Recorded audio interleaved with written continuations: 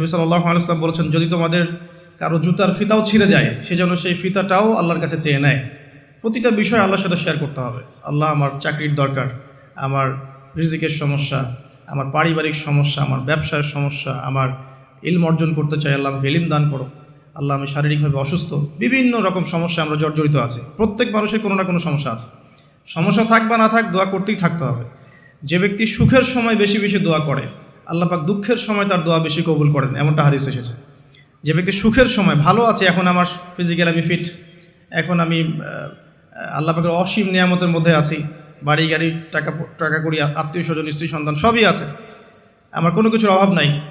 এরকম সুখের সময় যে ব্যক্তি বেশি বেশি দোয়া করবে, ইস্তেগফার করবে, ক্ষমা চাবে, আল্লাহ পাক দুঃখের সময় সেই বান্দার পাশে থাকবেন ইনশাআল্লাহ।